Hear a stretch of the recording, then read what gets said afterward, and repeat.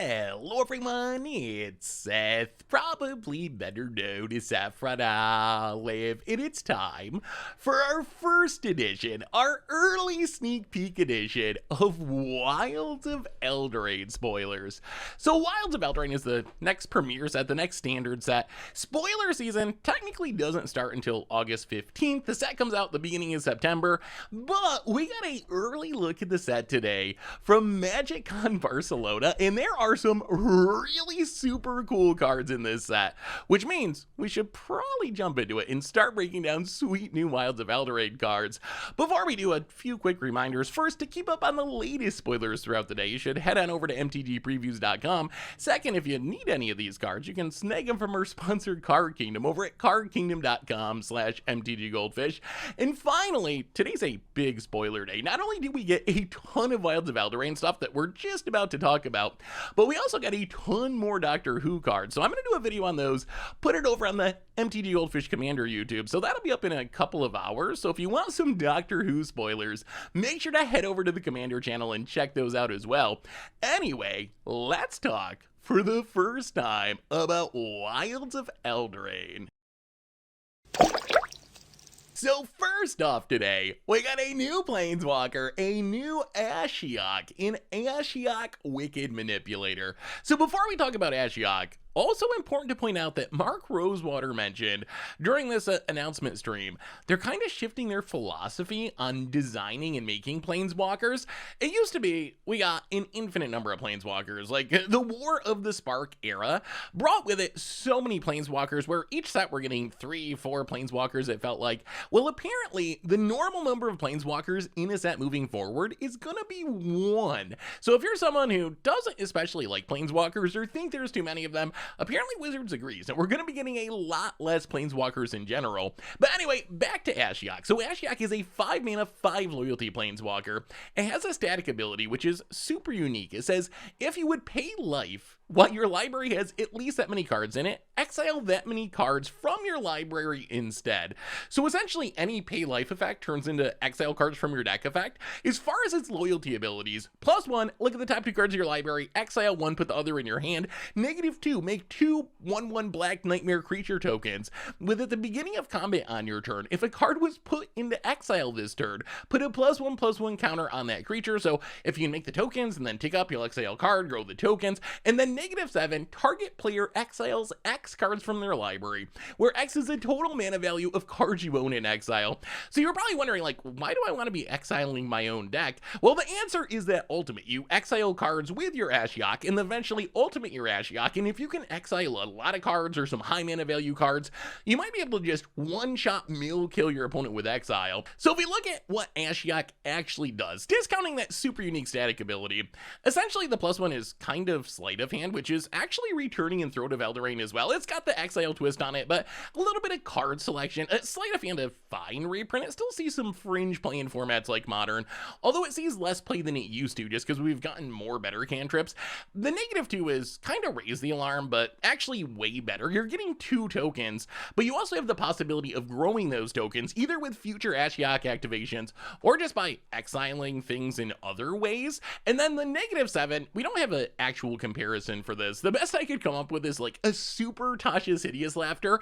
Depending on how many of your own cards you can exile, this can just be game ending on the spot. And it's nice that Ashiok comes into play with 5 loyalty.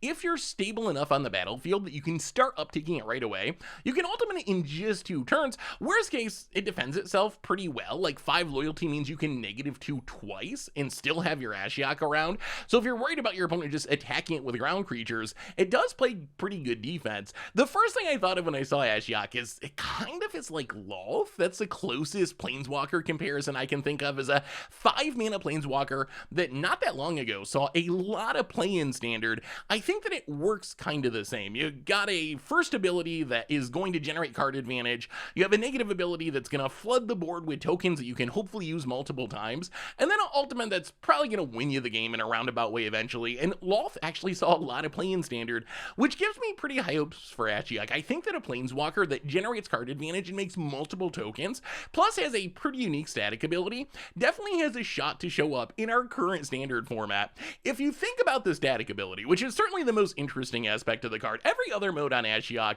it is unique and it's cool, but it also is kind of normal stuff. You're drawing cards, you're making tokens, you're winning the game with ultimate in a weird way, but that's all stuff we've seen on Planeswalkers before. What we haven't seen before is that if you would pay life, exile that many cards from your library instead. So how this works, two things I wanted to mention about it. First, and I know a lot of people get tripped up on this, you can't pay life that you don't have. I saw some people mentioning, well, I'm just going to combo this with Aetherflux Reservoir. I play my Ashiok, I Aetherflux Reservoir, I got 100 cards in my library or whatever, I activate it, sure, I would normally go to -30 or something, but I just kill my opponent on the spot. I exile 50 cards from my deck, my opponent dies. That's not going to work. You have to have the amount of life that you want to pay. So if you want to combo Ashiok with Aetherflux Reservoir, you still need to get over 50 life, because just by the rules of Magic, you can't pay life that you don't have access to. The other thing I want to mention about it is this works specifically with cards that say pay life. For example, Necropotence, gonna work really well with Ashiok. You can pay a life to exile a card and put it in your hand on your end step. So you can do this a bunch of times without actually taking damage. You can be at 1 life. Well, I guess at 1 life technically, because you could pay that 1 and go to 0, but you wouldn't actually take that. But you could be at 1 life and still activate Necropotence a whole bunch of times and put those cards in your hand. On the other hand, stuff that says lose life like Phyrexian Arena, it does nothing. So if you're looking for ways to synergize with Ashiok, look specifically for the phrase pay life, because that's the only thing that static ability works with. As far as standard is concerned, we do have some sweet pay life cards. A Tenacious Underdog, really good with Ashiok. You can keep blitzing every turn, not losing life, instead just exiling some cards from your deck. Nashi Moonsage's Scion, you can play those cards by exiling cards from the top of your deck rather than paying the life. Lord of the Forsaken, I forgot this card was still in standard. Its ability, pay 1 life to add a colorless mana only to cast spells from your graveyard. There has to be some combo here, right? I don't know what that combo is, but this is theoretically like Ashiok plus Lord of the Forsaken. Assuming you're playing a pretty full library, you should be able to make like 30 mana, 40 mana, so maybe there's some sort of weird combo deck with Ashiok and Lord of the Forsaken. Once you get to other formats, obviously this means your fetch lands and your shock lands, you can crack them and not actually lose life. You can have them come into play untapped and not actually lose life. Instead, just exile a couple cards from your deck. If you want to go really janky, it combos with Wall of Blood. Wall of Blood has an ability where you can pay 1 life to give it +1/+1 until undeterred. Well, with Ashiok out, that's not making you lose life. Instead, you're just going to exile a bunch of cards from your deck, so you can pay like 40 life, make a 40 power Wall of Blood, throw it at your opponent's face with Fling and win the game. It also works pretty well with things that let you see the top of your library. One of the upsides of being able to turn your pay life effects into exiling cards from your library is maybe you have like a Future Sight or Oracle of Mul-Daya or an Augur of Autumn, and you can kind of manipulate what's on the top of your deck by paying life to get rid of cards you don't want, to find cards that you do want to cast off the top of your library.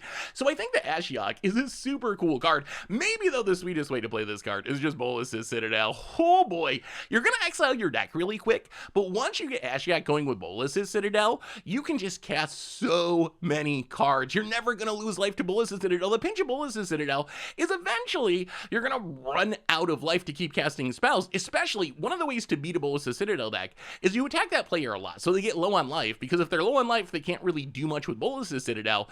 With an Ashiok, the equation changes. You can, again, be at like a super low life total, 5 life or 7 life, and still just go off with Bolas's Citadel and cast a ton of cards. I think as far as Commander is concerned, outside of just going off with Bolas's Citadel, Ashiok, I don't think this is a staple card. Like, the idea of, okay, I'm going to turn my fetch lands into painless lands by exiling a card from my deck, I don't think that's worth it. My shock lands can come into play untapped now if I exile 2 cards from my deck. No, that's not going to be worth the effort. On the other hand, there's a few commanders that specifically care about paying life. The most obvious is Carrick. Ashiok with Carrick, kind of ridiculous, because Carrick turns all your black mana symbols into Phyrexian mana symbols, so you can pay 2 life for them.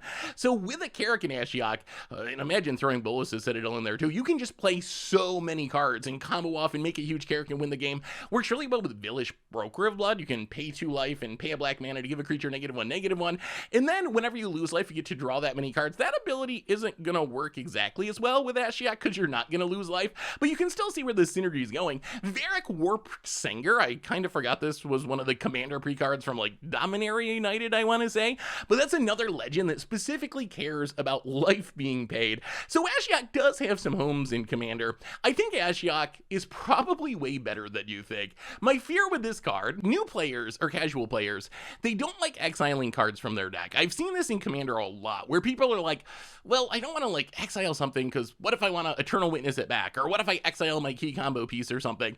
And while that is, I guess, a little bit of a concern if you're playing a combo deck in Commander and you only got one of your combo piece, in general, it's random. You're just as likely to be exiling a land that you don't want as a card that you do want. So I don't think that's actually a meaningful downside. I think the upside of this card, with its card advantage, in its token production, in its game-ending potentially ultimate, more than makes up for whatever downside you might see with its pay life turns into exiling card ability, and that ability, if you build around it, is actually really, really strong. So I think this card might end up a little bit underrated by people who are just like afraid of exiling their cool cards from their deck, but I actually think this is a really strong planeswalker that should see standard play and also has a couple of specific commander homes in those life paying decks. Next up, we got a new Mythic Faerie in Talion the Kindly Lord. So Talion, 4 mana, Dimir, legendary fairy noble. It's a 3/4 with flying. It says as it enters the battlefield, choose a number between 1 and 10. And then whenever an opponent casts a spell with mana value, power, or toughness equal to the chosen number, that player loses 2 life and you draw a card. So Talion, I don't know what to make of this creature. So I've seen some comparisons to like, oh, Sanctum Prelate or Chalice of the Void, these other cards that punish certain mana values, and Talion kind of does do that, but it's more the like, poke you in the eye a little bit rather than kill you mode. Like, Sanctum Prelate just makes it so you can't cast non-creature spells with that mana value. Chalice of the Void just locks the mana value out of the game. Talion's like, you can still do it, it's just gonna hurt a little bit and I'm gonna draw a card. So as a prison piece, it's not very strong. It's not locking anything out of the game. It's more just annoying your opponent. Although really, like, drawing cards is good. Your opponent losing life is good. So that's not to say it's bad. Just don't think of it as a Chalice of the Void prison piece, because if your opponent really wants to resolve their combo piece through a Talion, they can still do it. They just gotta take a little damage and let you draw a card. So as far as standard is concerned, a 4 mana 3/4 flyer, it's not bad, but as we've seen, it's also not enough to make a card playable on its own. Like, especially a 2-color card. Drawn in Linvala, for example, a legendary 4 mana 3/4 flyer in 2 colors, hasn't really seen any play, so just being a 3/4 flyer, that's not going to do it. On the other hand, we've seen 3/4 flyers for 4 with strong abilities, like Sarah Paragon, be very good in standard. So the question for Talion is its ability strong enough to let it see play in standard? And my answer is probably not, but maybe. So I think the best way to play this card is, if you're playing this in standard, especially competitively, you probably get a pretty good idea what your opponents are playing. You know the most popular cards in the format. You see the same cards over and over again. So I imagine the best way to play Talion is you name the mana value of the removal spell you're expecting your opponent to cast to kill Talion. So right now, I think Talion in standard, you would usually name 2 by default, because Go for the Throat, Sheoldred's Edict, those are the cards your opponent is most likely going to have to kill Talion. So you name 2. If your opponent has a Go for the Throat or Sheoldred, well, you cycled your Talion. You got the removal spell out of their hand. Your opponent had to take 2 life loss to actually cast their removal spell, and you got to draw a card. That's actually a pretty good trade. Like, you're kind of okay with that. It's obviously not the dream scenario where it sticks out and keeps generating value, but if that happens, you got your card back, you hurt your opponent a little bit, your opponent's down a removal spell. The upside is, let's say you play Talion in name 2, and your opponent doesn't have that removal spell, well then all of a sudden things kind of become exciting, because Tenacious Underdog happens to have 2 toughness, so if your opponent casts that, they're going to take 2 and you're going to draw a card. Chromos Seed Shark happens to have 2 power, so if your opponent casts that, they're going to take 2, you're going to draw a card. So maybe there's enough upside here. If you name the popular removal mana value, maybe I could see playing Talion as like a 1 of or a 2 of. I don't think it's a staple by any stretch. You can get a little extra upside if your deck cares about legends, like it curves well in like Esper Legends with Rafine, or maybe Joda the Unifier. Maybe it could show up there in small numbers numbers. I think, though, as far as Standard is concerned, there's one really big problem, and that's Sheoldred. Like, Sheoldred's the same mana value. It kind of does a lot of the same stuff as far as making your opponent lose life. I guess it doesn't directly draw you cards, but Sheoldred is just so good, and it's not in 2 colors, that it's hard for me to imagine most Standard decks just replacing their Sheoldreds with Talion. It's going to be a tough sell to envision a world where Talion is a better version of Sheoldred, so I think that's probably the big issue. So as far as Standard is concerned, maybe in small numbers in certain decks, but not a Sheoldred level staple. As far as Commander is concerned, I can see this showing up in Faeries. Like, again, I don't think it's busted, but remember, in Commander, you do have 3 opponents, so you name a popular mana value, again, maybe 2, because that's where all the mana rocks and stuff are. It'll depend on the situation a bit, but name a mana value that you think your opponents have cards of and profit as they cast cards. I don't think this would replace Una, Queen of Fae for me as my, like, Faerie commander. Nimrus is also kind of a popular Faerie commander, but it cares about something very different. That's like a play at instant speed flash style commander. So I think Talion, it's in the conversation to be your Dimir Faerie commander.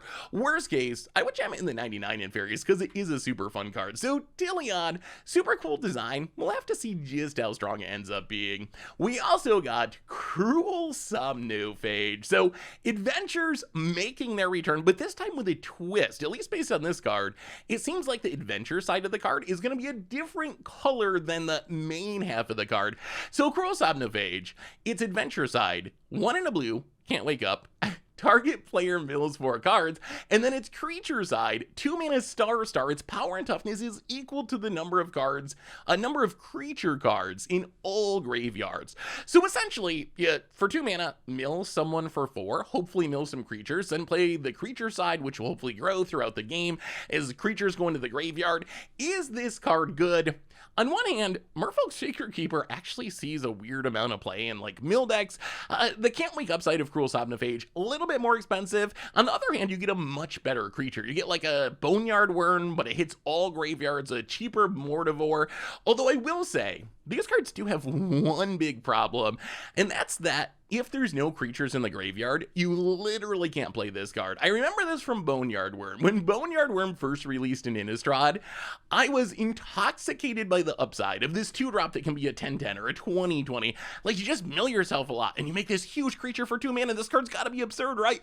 Well, not exactly, because your opponent plays like a Rest in Peace or something, and suddenly your creature dies. Like, it's not just getting smaller, it's literally going away. That said, I still want to make the Urborg Lurgoyf deck work in Standard. We still have Urborg Lurgoyf, old stick fingers, not rotating. Jace the Perfected Mind can mill so many cards. This seems perfect for that deck. I know every spoiler season I talk about this deck and wanting to make it work. Every new set release, I try to make it work and it fails horribly, but Cruel Smonophage does seem really good. It mills, it's going to be huge, so we're going to have to try to revisit that deck at least to get in Standard. As I mentioned before, the concern with a Star is if the graveyard gets wiped, you'll lose your creature, so there is a lot of risk. It's a lot different than like a Tarmogoyf. Being a 0/1 rather than a Star or a Star 1, I guess, is so much more powerful, because worst case, everything goes wrong, your opponent nukes the graveyards with Rest in Peace, well, your Goyf gets smaller, but it still exists. Cruel Smonophage, Rest in Peace comes down, it goes to the graveyard as soon as the trigger resolves. In Standard, you're not going to get Rest in Peace, but Graveyard Trespasser's pretty popular. Unlicensed Turfs, people are playing Reanimator decks with Atraxa, so people play Graveyard Hate. So there is a lot of risk here. If this was a Tarmogoyf style Star 1, it would be way more powerful than it is as a Star. In Commander, probably shows up in Nightmare decks. It is a Nightmare, so you get some tribal synergies and something like Umbrus. Also probably worth it just in mill decks like Phoenix. In Commander, again, remember this cares about all graveyards. So when you have 3 opponents plus yourself, the creatures are going in the graveyard, you're milling everyone. This can be one of the biggest, baddest 2-drops in the entire history of the game.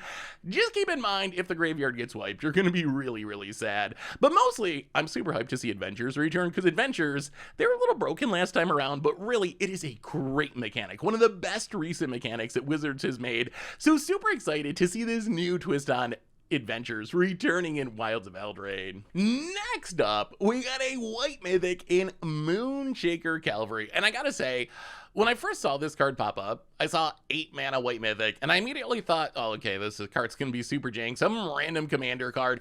But then I read the text, and this card's kinda ridiculous. So it's an 8 mana 6/6, Spirit Knight with flying. It says when it enters the battlefield, creatures you control gain flying and get +X until end of turn, where X is the number of creatures you control.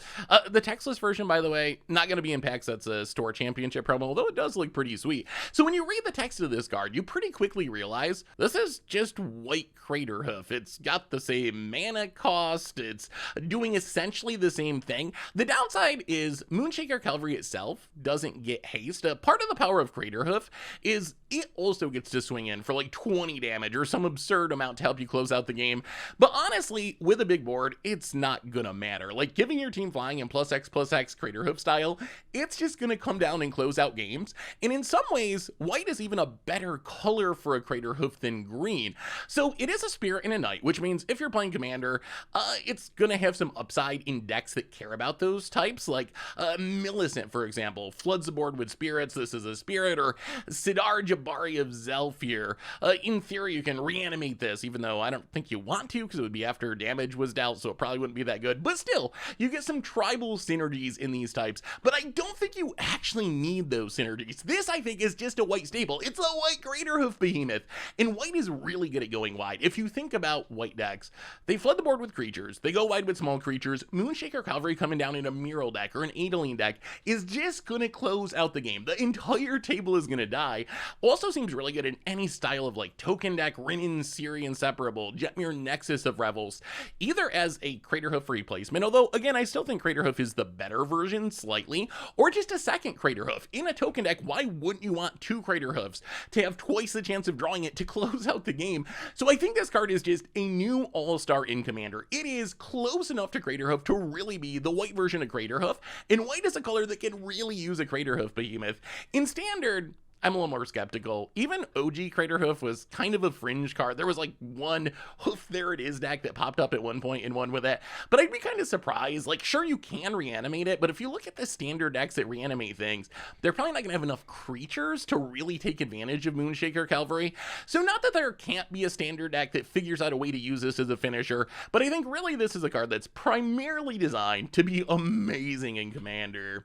We also got new creature lands, new dual land creature lands. We got the Orzhov one in Restless Fortress. So Restless Fortress, it's a land. It makes Orzhov mana, white and black. At ETB's tapped, you can pay 4 mana, and it becomes a 1/4 white and black nightmare creature token until end of turn. It's still a land, and then whenever it attacks, defending player loses 2 life, and you gain 2 life. So Restless Fortress, it's kind of like an upgrade on Shambling Vent. Actually, if you think about these 2 cards, which one is better? I'm not exactly sure. So both can gain you 2 life. Shambling Vent with lifelink, Restless Fortress with its attack trigger. Restless Fortress, a better blocker, is a 1/4 compared to a 2/3.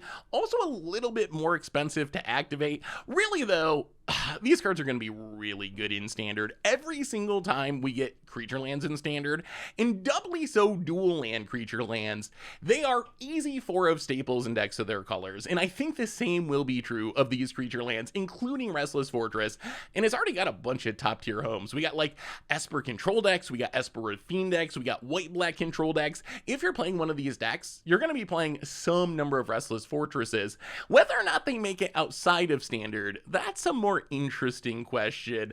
We were talking about Shambling Vents. That card's legal in Pioneer, legal in Modern, but it just doesn't really see play. Those formats are fast enough that playing a tap land is painful. Paying 4 mana to turn a land into a creature, that's kind of like 2010 style Magic, not 2023 style Magic. So my hopes of it taking off in older formats not super high, but I do think these lands are going to be chase staple lands in Standard that are going to show up in a ton of different decks. So super excited to see more creature lands returning in Wilds of Eldraine. We also got one uncommon, a bit of a meme uncommon in Tough Cookie. So Tough Cookie, 2-mana 2/2. It's an artifact creature food golem. It's an uncommon. It says when it enters the battlefield, create a food token. You can pay 3 mana to turn target non-creature artifact you control into a 4/4 artifact creature until end of turn. And then you pay 2, sacrifice Tough Cookie to gain 3 life.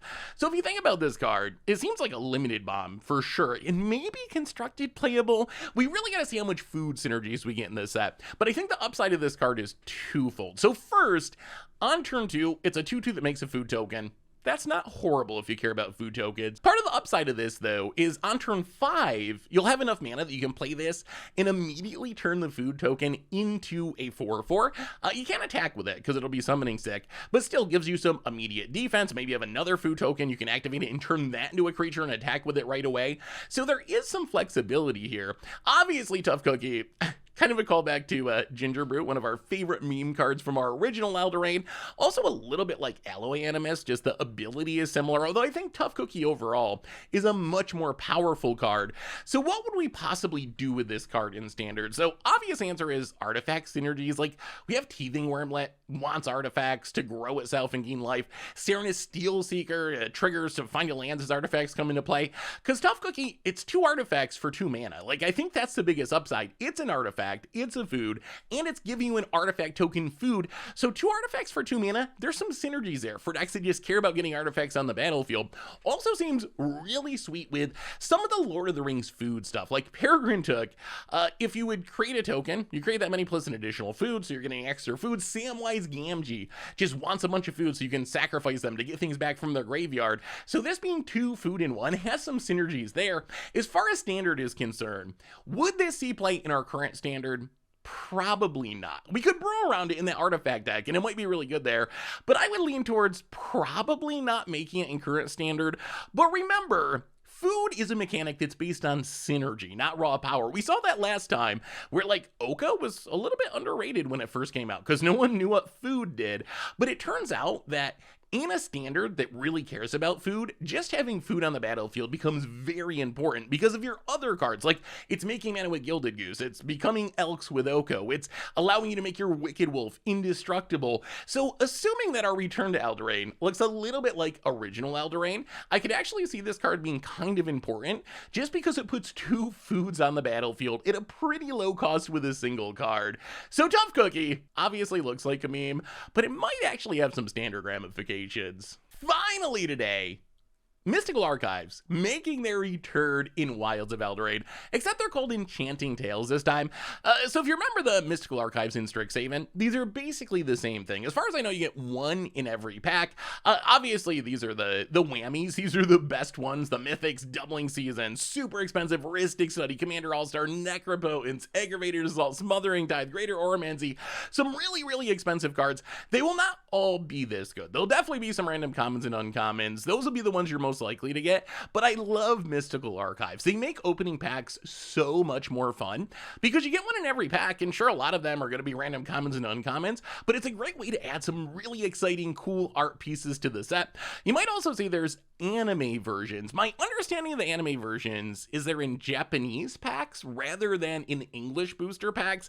We'll have to see. Sometimes they put them in collector boosters. I haven't seen the full breakdown for collector boosters yet. I would actually kind of expect there's a Japanese language slot in the English language collector boosters, but we'll have to wait and see. But regardless, these are some really, really good reprints, and like Mystical Archives in the past, anyone can get them. Normal draft boosters, normal set boosters, you're going to have a chance at getting them. You're not going to have to spend $30 to get the collector booster. So one of the best things I think Wizards has done recently is adding cards like this to their booster packs, and they're coming back again in Wilds of Eldraine. So anyway, that is our first look at Wilds of Eldraine. That's our spoilers for today. What do you think? I gotta say, so far, and it's day 1 of spoilers, we got to see a bunch of bomby cards, but so far this set looks ridiculously sweet. I was expecting a lot from this set. Eldraine, one of the most powerful sets printed in the modern era of Magic, so this has to live up to its predecessor, so I had high expectations, and so far, I mean, we got Mystical Archives coming back in Enchanted Tales, we got really cool new Planeswalkers, some sweet stuff for Standard and Commander. This set is looking really, really good so far, but let me know what you think in the comments. Anyway, that brings us to the end of our daily spoilers for today, so I'll be back in a couple couple of weeks. I believe spoiler season kicks back off August 15th, I think. So we got 2.5 weeks or something till we're back to spoilers. So I'll be back with more spoilers in the future. Although, if you go over to the Commander channel, there's also Doctor Who spoilers today. So I'm going to do a quick video on those. So check those out on the Commander channel. Anyway, thanks for watching, everyone. I hope you enjoyed it. Have an amazing day, and I will talk to you soon. Looking for even more magic? Well, check out the video where we tried to break Modern with Flumph, or maybe the one about the most hated card from every single year of the game.